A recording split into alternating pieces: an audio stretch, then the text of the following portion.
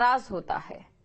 अगर बात करें उनका सियासी रहनुमा नाराज होते हैं और उनके पार्टी के लोग नाराज होते हैं तो वो भी नाराज होते हैं, जो उनके जेल में रहते हुए उनका हाल पूछने नहीं गए, लेकिन दूसरी दुनिया में जाने पर फौरन मातम पुरसी के लिए उनके घर पहुंच गए।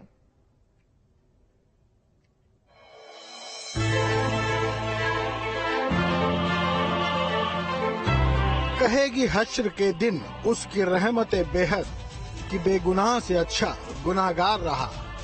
यकीनन जब माफिया मुख्तार अंसारी के घर मातम पुरसी के लिए एसपी अध्यक्ष अखिलेश यादव पहुंचे थे तो इस खबर को देखकर दुनिया के मुंह से शायर नाजिम का यही शेर निकला होगा। जब तक मुख्तार जेल में रहे अखिलेश दूर ही रहे, लेकिन मुख्तार की मौत के बाद उन्हें मौका सही दिखा तो पहुंच गए मातम पुरसी के लिए और कह दी अपने मन की बात। ये भाषा मुख्यमंत्री की नहीं हो सकती है। इंस्टीट्यूशंस हैं, कोर्ट है, थाना है, तहसील है, वहां न्याय मिलेगा। ये जो भाषा बोली जा रही है, ये भाषा इसलिए बोली जा रही है कि वो वोट चाहते हैं।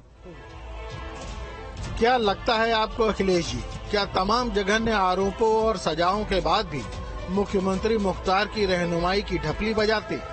आपने मुख्तार की मौत से पहले क्यों नहीं ऐसा प्रेम दिखाया? सियासी मौसम में मुख्तार के घर अखिलेश नहीं, अखिलेश भैया आए थे, उनके भाईजान से ही सुनिए। माननीय राष्ट्रीय अध्यक्ष जी अखिलेश भी आए थे और बहुत हिम्मत बढ़ाया, हमारी साहस बढ़ाया। अब्बास भैया नहीं थे, मेरी माता जी नहीं है, मैं अकेला था, दोनों बाबा, परिवार पूरा एक साथ है, लेकिन माता जी की कमी और भाई की कमी कहीं ना कहीं थी। भैया ने आके बहुत हौसला दिया, बहुत हिम्मत दिया है और यकीनन उसका प्रभाव हम लोगों के सीनों पर पड़ा है। उमर का सोचना है कि अखिलेश के आने का प्रभाव उनके सीने पर पड़ा है, जबकि अखिलेश सोच रहे थे कि उनके आने का प्रभाव पूर्वांचल की कुछ सीटों पर जरूर पड़ा होगा।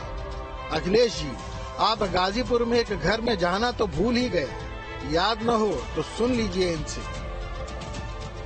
अखिलेश जी, आप बात करते हैं पिछड़ा दलित अल्पसंख्यक पीडीए। आप जरा वहां गए थे तो विश्वनाथ राम मुनीम के घर को आते। वो विश्वनाथ राम मुनीम जिसको मान्यवर काशीराम ने गाजीपुर सदर से 1993 विधानसभा चुनाव में उनको टिकट दिया था। मुख्तार अंसारी टिकट मांग रहा था, उसको नहीं दिया गया और 19 नवंबर 1993 के रात को जब वो अपने टेढ़वा मोहल्ला से घर के निकले तो गोली मारकर हत्या कर दी गई। सुबह 20 नवंबर को चुनाव होने थे, वोट पड़ने थे। दोष उनका क्या था? वो मुख्तार अंसारी टिकट नहीं मिला और वो चुनाव लड़ गए। संभल से अखिलेश की पार्टी के प्रत्याशी जियाउर रहमान बर्क ने तो नया तर्क ही दे डाला। बर्क ने अपने दादा के बेवजह बयानबाजी के हुनर को जारी रखते हुए कहा कि मुख्तार विधायक थे, उन्हें सम्मान देना चाहिए। क्या बीजेपी अगले सत्र में उन्हें श्रद्धांजलि नहीं देगी? उनको श्रद्धांजलि माननीय अखिलेश यादव जी ने थोड़ी दी है। अब जब विधानसभा का सत्र चलेगा तो विधानसभा में भी दी जाएगी। तो इसका क्या मतलब बनता है? इसका मतलब विधानसभा भी पूरे गलत काम कर रही है। इसका मतलब वो संविधान के ऊपर उंगली उठाने का काम कर रहे हैं। बर्क साहब की तकरीरें वाकई काबिले तारीफ हैं। उनके मुताबिक कोई विधायक या मंत्री गुनाह कर दे और अदालत में उसका दोष सिद्ध भी हो जाए, फिर भी वो गुनाहगार नहीं हो सकता, क्योंकि जनता ने उन्हें चुनकर जो भेजा है। अगर अखिलेश जी को किसी न्यायिक पर भरोसा नहीं है, प्रशासन पर भरोसा नहीं है, न्याय व्यवस्था पर भरोसा नहीं है, केवल और केवल सच्ची लोकप्रियता लेने के लिए, तुष्टीकरण के लिए और मुस्लिम वोट हथियाने के लिए ये सब करते रहते हैं। और मुझे लगता है कि इसका सारा देश देख रहा है कि किन, सारे देश जानते हैं, मुख्तार के परिवार के लोग भी जानते हैं कि अखिलेश जी क्यों आए हैं।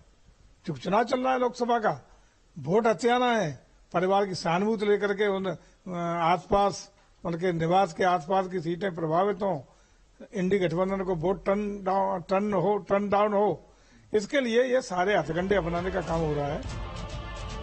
मुख्तार की पैरवी करने वालों के क्या कहने, चाहे बर्क हो, उमर हो या अखिलेश, बस हम तो यही कह सकते हैं